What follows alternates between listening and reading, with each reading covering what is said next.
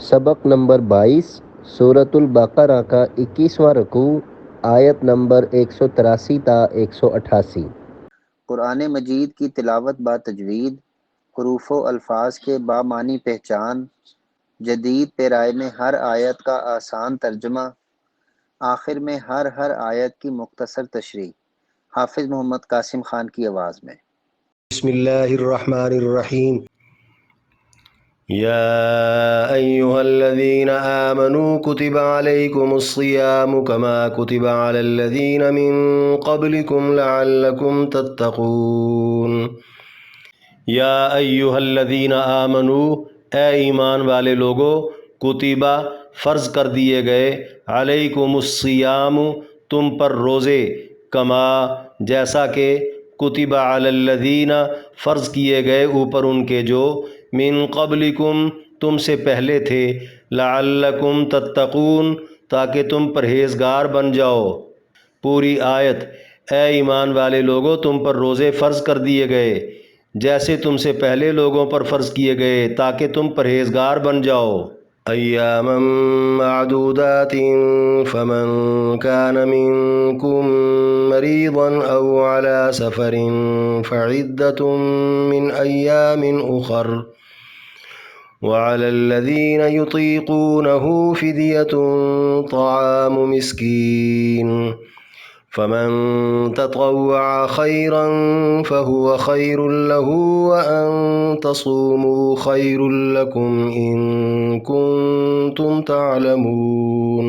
ایام معدودات چند دن ہے گنتی کے، فمن کانا پس جو کوئی ہے، منکم تم میں سے، مریضاً بیمار، او علی سفرن یا سفر پر، فعدتن پس گنتی ہے، من ایام اخر دیگر ایام میں، وعلی الذین اور ان لوگوں پر جو، یطیقونہ طاقت رکھتے ہوں اس کی یعنی روزے کی، فدیۃ طعام مسکین پس بدلہ ہے کھانا مسکین کا، فمن تطوع پس جو خوشی سے کرے، خیرن نیکی، فہو خیر لہ پس وہ بہتر ہے اس کے لیے، وان تصوموا اور اگر تم روزہ رکھ لو تو، خیر لکم بہتر ہے تمہارے لیے، ان کنتم اگر ہو تم، تعلمون جانتے۔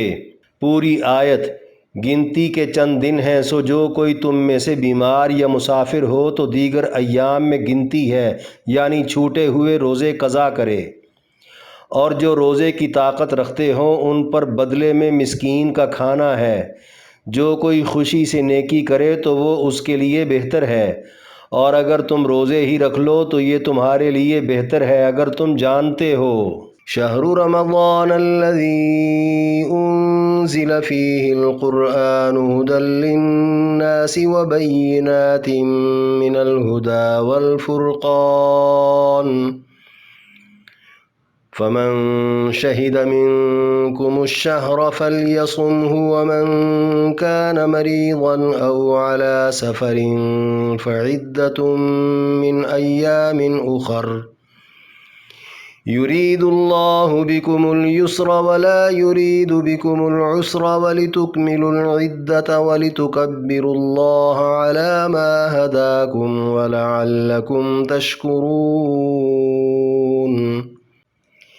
شہر رمضان مہینہ رمضان کا، الذی وہ ہے، انزل فیہ القرآن اتارا گیا اس میں قرآن، ھدی للناس ہدایت ہے لوگوں کے لیے، وبینات اور کھلی دلیلیں ہیں، من الھدی سیدھی راہ کی، والفرقان اور حق و باطل میں فرق کرنے والا ہے، فمن شہیدہ پس جو کوئی پائے، منکم الشہر تم میں سے وہ مہینہ، فلیصمہ پس وہ ضرور روزہ رکھے، ومن کانا اور جو کوئی ہو، مریضاً بیمار، او علی سفرن یا سفر پر، فعدۃ من ایام اخر پس گنتی ہے دیگر ایام میں، یرید اللہ چاہتا ہے اللہ، بکم الیسر تمہارے ساتھ آسانی، ولا یرید اور نہیں چاہتا وہ، بکم العسر تمہارے ساتھ تنگی،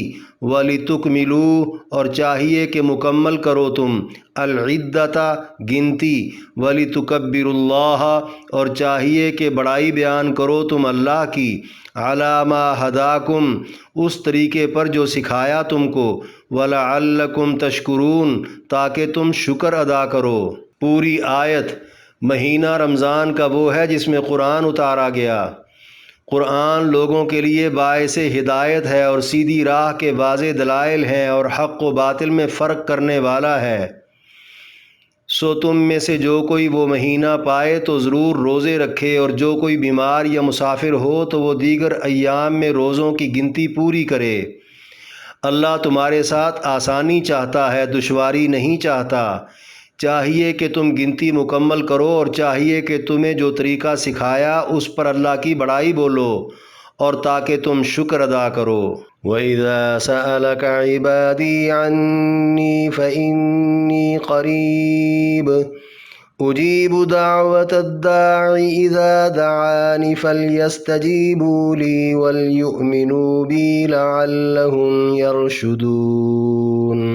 وَإِذَا اور جب سَأَلَكَ پوچھیں آپ سے عبادی میرے بندے عنی میرے متعلق فإنی قریب پس بے شک میں قریب ہوں اجیب جواب دیتا ہوں دعوت پکار کا الداعی پکارنے والے کی اذا دعانی جب وہ مجھے پکارے فلیستجیبوا لی پس چاہیے کہ وہ میرا کہا مانے وَلْيُؤْمِنُوا بِی اور مجھی پر یقین رکھیں لعلہم تاکہ وہ یرشدون نیک راہ پا جائیں۔ پوری آیت۔ اور جب میرے بندے آپ سے میرے متعلق پوچھیں تو بتا دیں بے شک میں قریب ہوں، پکارنے والے کی پکار کا جواب دیتا ہوں جب وہ مجھے پکارے۔ بس چاہیے کہ لوگ میرا کہا مانیں اور مجھ پر یقین رکھیں تاکہ وہ راہ راست پا جائیں۔ احل لکم لیلۃ الصیام الرفث الی نسائکم ہن لباس لکم وانتم لباس لہن علم اللہ انکم کنتم تختانون انفسکم فتاب علیکم وعفا عنکم فالآن باشروہن وابتغوا ما كتب اللہ لکم وَكُلُوا وَاشْرَبُوا حَتَّى يَتَبَيَّنَ لَكُمُ الْخَيْطُ الْأَبْيَضُ مِنَ الْخَيْطِ الْأَسْوَدِ مِنَ الْفَجْرِ ثُمَّ أَتِمُّوا الصِّيَامَ إِلَى اللَّيْلِ وَلَا تُبَاشِرُوهُنَّ وَأَنْتُمْ عَاكِفُونَ فِي الْمَسَاجِدِ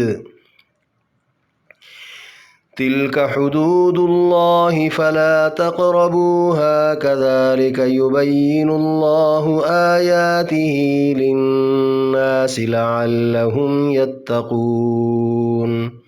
احل حلال کر دیا گیا ہے لکم واسطے تمہارے لیلۃ الصیامی روزوں کی رات الرفث میلان کرنا الی نسائکم طرف اپنی عورتوں کے ہن وہ عورتیں لباس لکم لباس ہیں تمہارا وانتم اور تم مرد لباس لہن لباس ہو ان کا علم اللہ جان لیا اللہ نے انکم یہ کہ تم کنتم تختانون خیانت کر بیٹھے ہو تم انفسکم اپنی جانوں کے بارے فتاب علیکم پس توبہ قبول کی اس نے تمہاری وعفا عنکم اور درگزر کر دیا تم سے فالآن پس اب باشروہن مباشرت کر لیا کرو عورتوں سے وابتغوا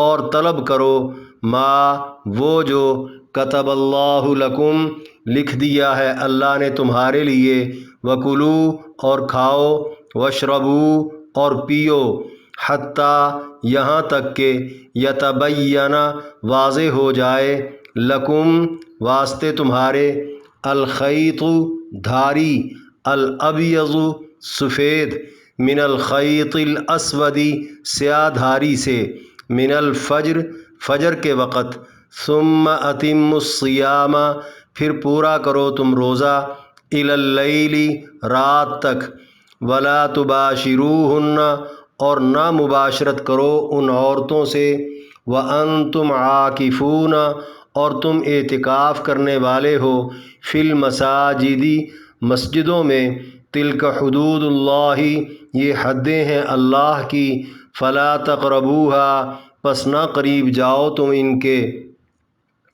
کذالک، اسی طرح، یبین اللہ، بیان کرتا ہے اللہ، آیاتہ للناس، اپنی آیتیں لوگوں کے لیے، لعلہم یتقون، تاکہ وہ پرہیزگار بن جائیں۔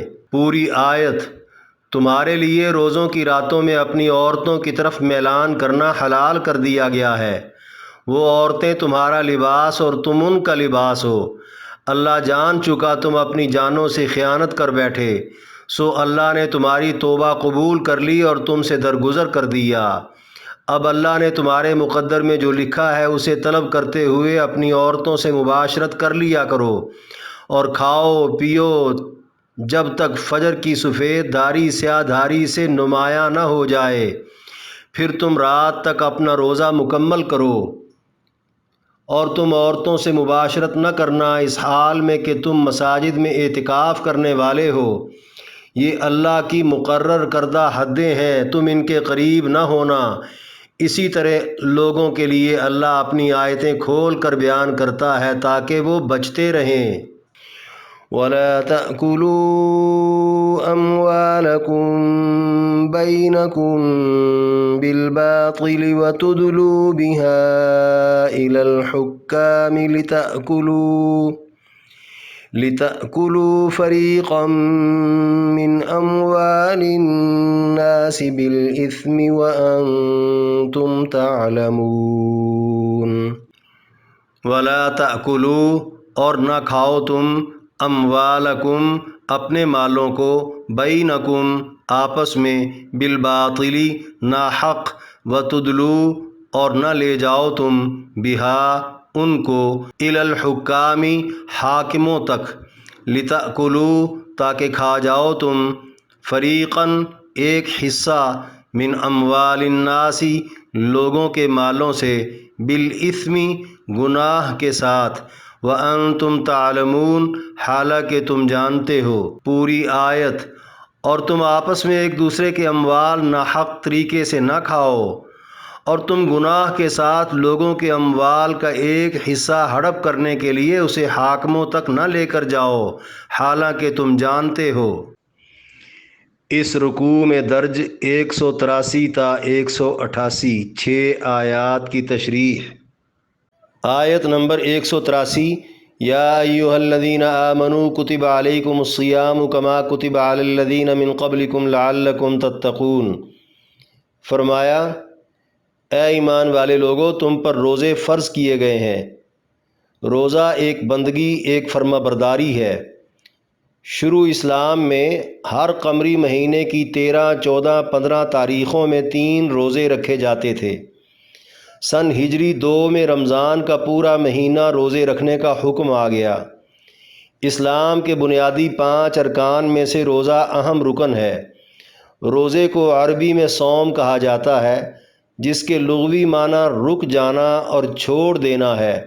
شرعی معنی طلوع فجر سے مغرب تک کھانا پینا چھوڑ دینا اور جنسی خواہشات و تعلقات سے رک جانا ہے۔ روزے کی فرضیت اور حیت پر 14 صدیوں سے عالم اسلام متفق ہے۔ آخر میں فرمایا، جیسے تم سے پہلے لوگوں پر فرض کیے گئے تاکہ تم پرہیزگار بن جاؤ۔ پہلی تمام شریعتوں میں جملہ نبیوں کی امتوں پر روزے فرض رہے۔ یہی وجہ ہے دنیا کے 7 بر اعظموں کی قدیم تہذیبوں میں بھی اگرچہ مختلف شکلوں اور شناختوں کے ساتھ مگر روزے کا تصور موجود ہے۔ یہود و نصارہ پر بھی رمضان ہی کے روزے فرض تھے۔ انہوں نے حسب عادت اللہ کے اس حکم میں بھی اپنی طرف سے کئی قسم کا رد و بدل کر لیا۔ عیسائیوں نے بھی موسم سرما کا انگریزی مہینہ مقرر کر کے کفارے کے طور پر مزید کچھ روزے بڑھا لیے۔ ہر تہذیب میں روزے کے عمل کو قرب خداوندی، حضوری معرفت، تزکیہ روح اور بلندی مراتب کا سبب سمجھا گیا ہے۔ ان تمام خصائل و فضائل کو جمع کر کے اللہ تعالیٰ نے فرما دیا لعلکم تتقون، تاکہ تم پرہیزگار بن جاؤ۔ مطلب روزہ جہاں سابقہ تمام گناہوں کا کفارہ بنے گا، وہیں فرمانبرداری اطاعت گزاری کے جذبے کا موجب بنے گا۔ گویا ممنوعات کو چھوڑنے، منکرات و مکروہات سے باز رہنے اور معروفات کو بآسانی اپنانے، یعنی پورے دین پر عمل پیرا ہونے کی کمال درجے پر روح و جسم کے اندر صلاحیت پیدا کر دے گا۔ یوں روزے دار ایک بہترین پرہیزگار بن جائے گا۔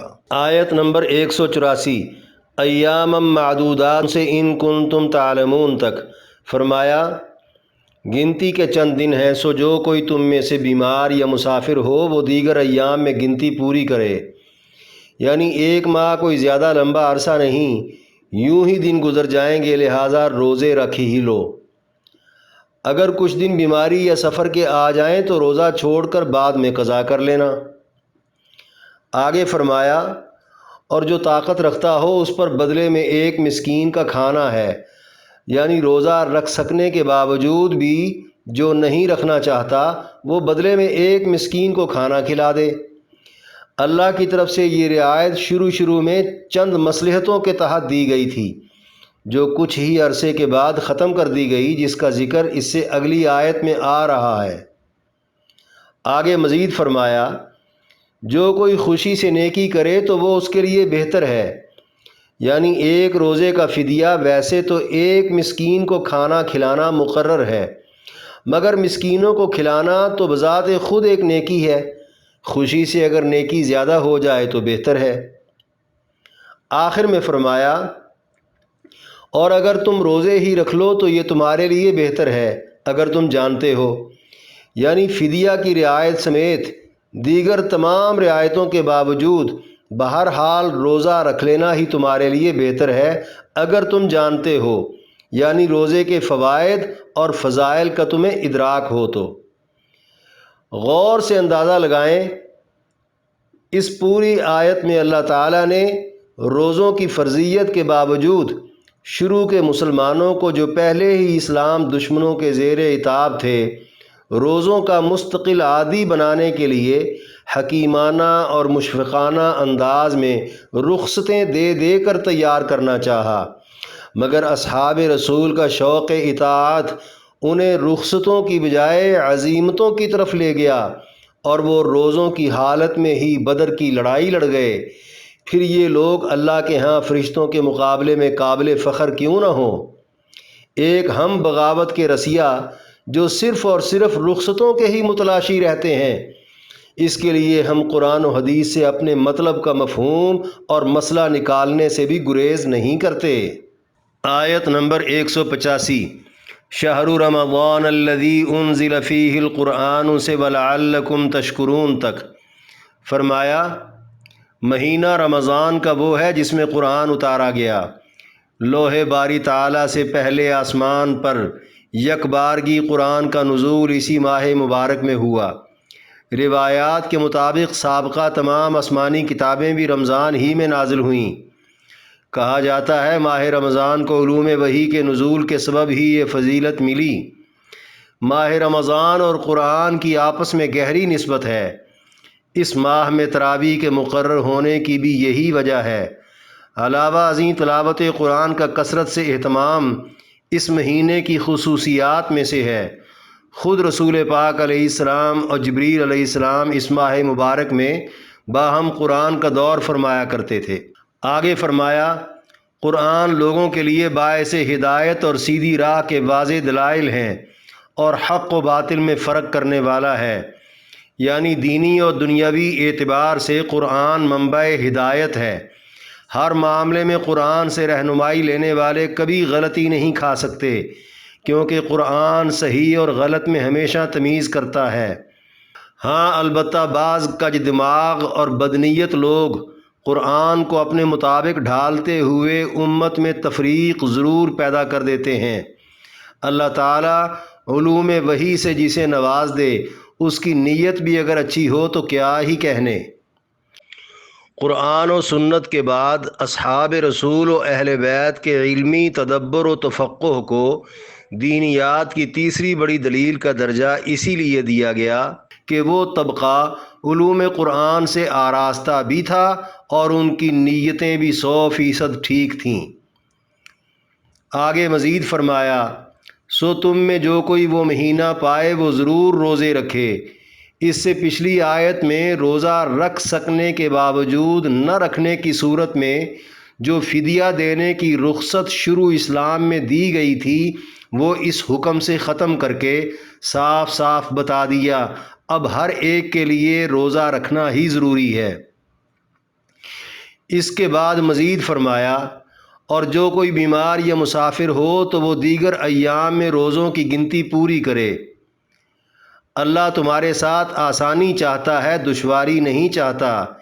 اس آیت میں جتنی شدت سے روزہ رکھنا ہی ضروری قرار دیا گیا، خیال آ سکتا تھا اب کسی کے لیے کوئی چھوٹ نہیں، مگر بیمار اور مسافر کے لیے رعایت کو برقرار رکھ کر اس خیال کو ختم کر دیا گیا، اور ساتھ ہی یہ بھی بتا دیا بیماری یا سفر کے سبب جتنے روزے چھوٹ جائیں رمضان کے بعد گنتی پوری کی جائے۔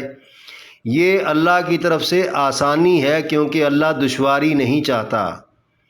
آخر میں فرمایا، بہرحال تم گنتی مکمل کرو اور تمہیں جو طریقہ سکھایا ہے اس پر اللہ کی بڑائی بولو، اور تاکہ تم شکر ادا کرو۔ یعنی کسی بھی شرعی عذر کے سبب ماہ رمضان کے چھوٹے ہوئے روزوں کو بعد میں قضا کرنا ضروری ہے۔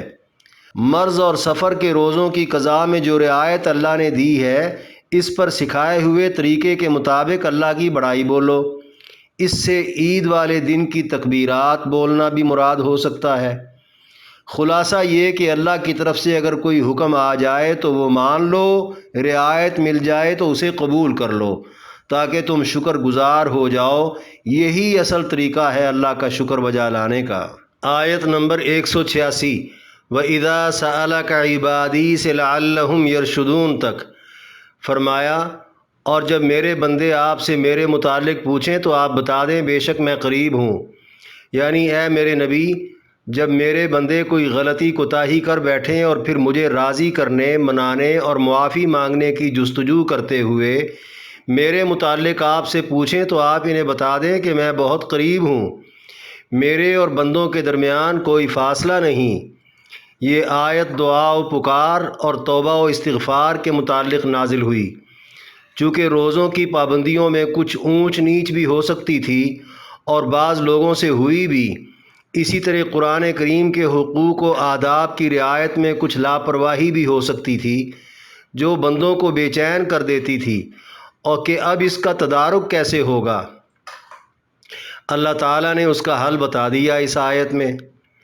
آگے فرمایا، پکارنے والے کی پکار کا جواب دیتا ہوں جب وہ مجھے پکارے، یعنی بغیر کسی واسطے، وسیلے اور سفارش کے میں بذات خود اللہ اپنے ہر بندے کی دعا و پکار کو سنتا ہوں، جواب دیتا ہوں، قبول کرتا ہوں جب بھی وہ مجھے پکارے۔ یعنی کوئی یہ سمجھے کہ صرف رمضان میں یا کسی خاص مقام پر، خاص حالت میں اور خاص وقت میں یا کسی خاص شخص کی دعا و پکار ہی سنی جاتی ہے، بس اس کے علاوہ کسی کی نہیں، ایسی بات ہرگز ہرگز نہیں۔ آیت میں عموم ہے، کوئی بھی پکارے اور جب بھی پکارے۔ البتہ کچھ لوگ مستجاب الدعوات ضرور ہوتے ہیں، یعنی جن کی دعائیں قبول ہوتی ہیں، جیسے بیمار، مسافر، حاجی، مجاہد، معتکف اور باعمل نیک لوگ۔ اسی طرح کچھ مقامات بھی ہیں جیسے میدان کارزار یا پھر حرمین شریفین کے اکثر مختص مقامات، اور کچھ گھڑیاں بھی ہیں جیسے اذان و اقامت کے درمیان، بارش کے وقت، فرض نمازوں کے بعد، رات کے آخری پہر، زوال شمس کے بعد اور درود شریف پڑھتے پڑھتے، یا جمعہ کے دن کسی ایک گھڑی میں۔ یہ ساری تفصیل احادیث میں موجود ہے۔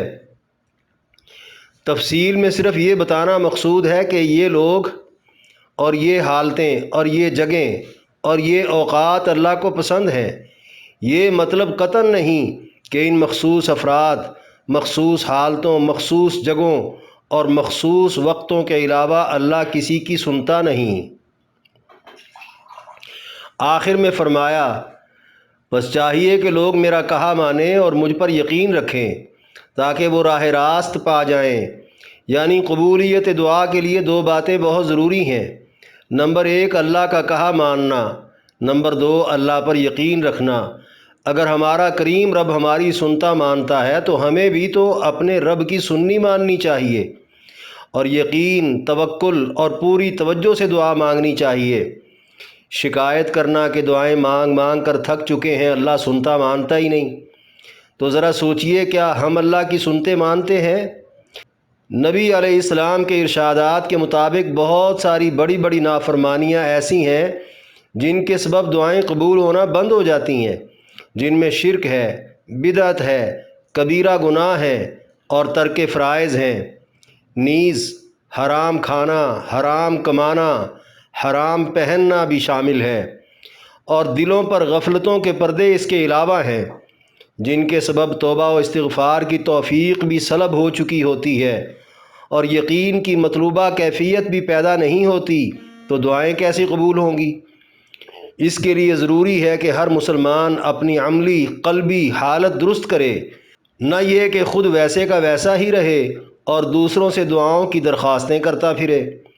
اگر دوسروں سے دعا کروانی بھی ہو تو توکل اور تقوی کی دعا کروائی جائے، شاید کہ وہ نیک راہ پا جائیں۔ اس کا مطلب بھی یہی ہے تاکہ کمیاں پوری ہوں، اللہ راضی ہو کر ہر دلی مراد پوری کر دے، یا اس کا متبادل دے دے، یا پھر کسی مصیبت اور آفت کو دور کر دے، نہیں تو وہ تمام دعائیں ذخیرہ آخرت بنا دے، جہاں پہنچ کر مومن کہے گا کاش دنیا میں کوئی بھی میری دعا قبول نہ ہوئی ہوتی، ان کے بدلے آج مجھے یہاں نعمتیں مل جاتیں۔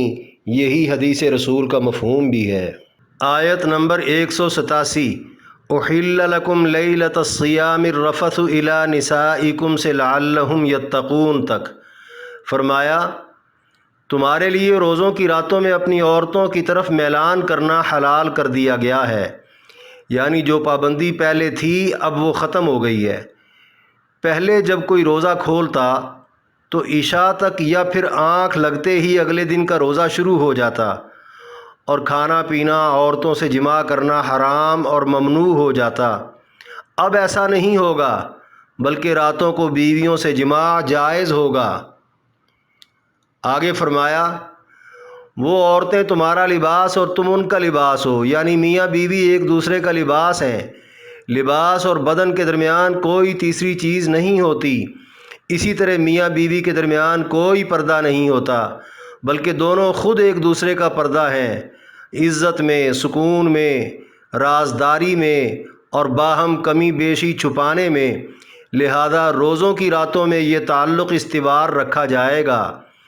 اسلام ایسی درویشیوں کا قائل نہیں جس سے جسمانی حقوق سلب ہو جاتے ہوں۔ آگے فرمایا، اللہ جان چکا تم اپنی جانوں سے خیانت کر بیٹھے، سو اللہ نے تمہاری توبہ قبول کر لی اور تم سے درگزر کر دیا۔ یعنی پہلے جب تم تھکے ماندے رات کو آنکھ لگا بیٹھتے اور بعض تمہارے ذرا سی اونگ کے بعد گوں مگوں کی کیفیت میں چلے جاتے، اسی کیفیت میں وہ بیویوں سے ہم بستر بھی ہو جاتے، کبھی سمجھتے کہ اب کل شام تک روزہ کیسے نبھے گا، تو کبھی خیال کرتے کہ پتہ نہیں یہ روزہ ہے بھی کہ نہیں۔ یہ جو تم سے اپنی جانوں کے متعلق نہ چاہتے ہوئے اونچ نیچ یعنی خیانت ہوتی رہی، جس کا بوجھ تم اپنے دلوں پر لیے اللہ سے رجوع چاہتے رہے، اللہ نے درگزر کر دیا ہے اور تمہیں معاف کر دیا ہے، اور آئندہ کے لیے یہ پابندیاں ختم کر دی گئی ہیں۔ اس کے بعد مزید فرمایا، اب اللہ نے تمہارے مقدر میں جو لکھا ہے اسے طلب کرتے ہوئے اپنی عورتوں سے مباشرت کر لیا کرو، یعنی اپنی بیویوں سے ہم بستر ہونے کے ساتھ ساتھ جو اللہ نے تمہارے مقدر میں لکھ چھوڑا ہے اس کی طلب کو اپنا مقصد بناؤ۔ اکثر مفسرین کے نزدیک اس سے مراد طلب اولاد ہے۔ اس صورت میں دیگر راستوں سے تلذذ کی نفی ہو گئی۔ بعض مفسرین اس سے اجر و ثواب اور کچھ رمضان کی راتوں میں ہونے والی عبادت مراد لیتے ہیں۔ اجر و ثواب کا مطلب یہ ہوگا کہ اللہ کا حکم سمجھ کر اس کی رضا کی نیت سے اپنی منکوحہ کے ساتھ ہم بستر ہونے میں جو ثواب ملتا ہے اس کی طلب رکھا کرو۔ راتوں کی عبادت کا مطلب فارغ اوقات میں اپنے حصے اور مقدر کی عبادت پر توجہ دیا کرو اور رمضان کی بابرکت راتوں میں عبادت کر کے خوب ثواب حاصل کیا کرو۔ اس کے بعد مزید فرمایا، اور کھاؤ پیو جب تک فجر کی سفید دھاری سیاہ دھاری سے نمایاں نہ ہو جائے، پھر تم رات تک اپنا روزہ مکمل کرو۔ یعنی آئندہ روزے کے مقررہ اوقات سحری سے افطاری تک ہوں گے، یعنی فجر کے وقت جب رات کی سیاہ دھاری میں سے جانب مشرق سفید دھاری نمودار ہوتی ہے، تب سے رات تک یعنی غروب آفتاب تک جو رات کا ابتدائی کنارہ ہے روزہ ہوگا۔ اس طرح غروب آفتاب سے طلوع فجر تک ساری رات کھانے پینے کی اور بیویوں سے ہمبستر ہونے کی کھلی چھوٹ مل گئی۔ مزید ایک اور آگے حکم سنا دیا، اور تم عورتوں سے مباشرت نہ کرنا اس حال میں کہ تم مساجد میں اعتکاف کرنے والے ہو۔ یعنی مساجد میں اعتکاف بیٹھنے والوں کے لیے عورتوں سے مباشرت ممنوع قرار دے دی گئی۔ مساجد کے اندر تو ممکن ہی نہیں، ہاں کسی شرعی ضرورت یا بدنی حاجت کے لیے مسجد سے باہر نکلنا پڑے تو یہ تب کی بات ہے۔ اسی طرح عورت اگر گھر میں اعتکاف بیٹھی ہو تو اس کے لیے بھی یہی حکم ہے۔ آخر میں فرمایا، یہ اللہ کی مقرر کردہ حدیں ہیں، ان کے قریب نہ ہونا۔ اسی طرح لوگوں کے لیے اللہ اپنی آیتیں کھول کر بیان کرتا ہے تاکہ وہ بچتے رہیں، یعنی اللہ نے جو حدیں مقرر کر دی ہیں ان کے قریب بھی نہ جانا، کیونکہ قریب جانے سے حد پار ہو جانے کا اندیشہ رہتا ہے اور نافرمانی کا احتمال کئی گنا بڑھ جاتا ہے۔ اللہ تعالیٰ کا کھول کھول کر احکام بیان کرنے کا مقصد بھی یہی ہے کہ لوگ حکم عدولیوں سے بچتے رہیں۔ سارے احکام سنا کر آخر میں حدود کا پابند بنانے سے یہ اندازہ لگانا کچھ مشکل نہیں، اللہ نے مسلم معاشرے کو اس کی مرضی اور خواہشات کے حوالے کرنے کی بجائے اپنا پابند بنایا۔ جو مسلمان ہیں وہ آزادی اور حقوق کی جد و جہد میں بھی ان پابندیوں سے روگردانی کا سوچ بھی نہیں سکتے۔ آیت نمبر 188، وَلَا تَأْكُلُوا أَمْوَالَكُمْ بَيْنَكُمْ بِالْبَاطِلِ سے وَأَنْتُمْ تَعْلَمُونَ تک فرمایا، اور تم آپس میں ایک دوسرے کے اموال ناحق طریقے سے نہ کھاؤ، یعنی حرام مال نہ کھاؤ۔ روزوں کے احکام مکمل ہوتے ہی اس بات کا حکم دینے کی دو وجوہات ہیں۔ پہلی یہ کہ جس طرح روزوں کی حالت میں حلال کھانا جرم تھا، روز مرہ کی زندگی میں حرام کھانا اس سے کہیں بڑھ کر جرم ہے۔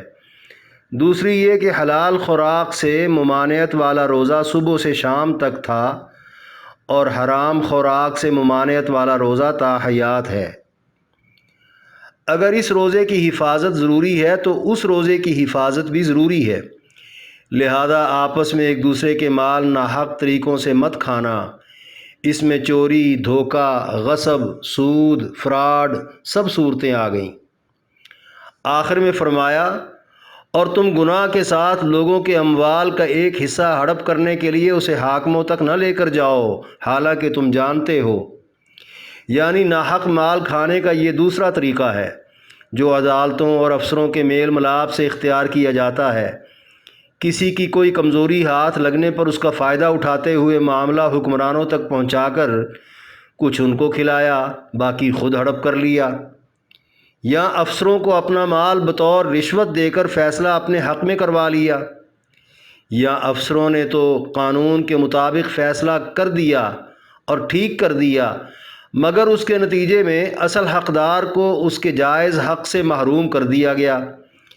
ایسی صورت میں حرام خور کو بخوبی علم ہوتا ہے کہ وہ ناحق کر رہا ہے، جسے اللہ تعالیٰ نے یوں بیان فرمایا کہ تم جانتے ہو، یعنی جانتے بوجھتے ناحق کر رہے ہو۔ نبی علیہ السلام کا ارشاد گرامی ہے، میں بھی ایک انسان ہوں، ہو سکتا ہے تم ایک مقدمہ میرے پاس لاؤ اور مقدمہ کا ایک فریق دوسرے کی بنسبت زیادہ چرب زبان ہو، اور اس کے دلائل سن کر میں اس کے حق میں فیصلہ کر دوں جس کا وہ حقدار نہیں، تو وہ اس کے لیے آگ کا انگارہ ہوگا۔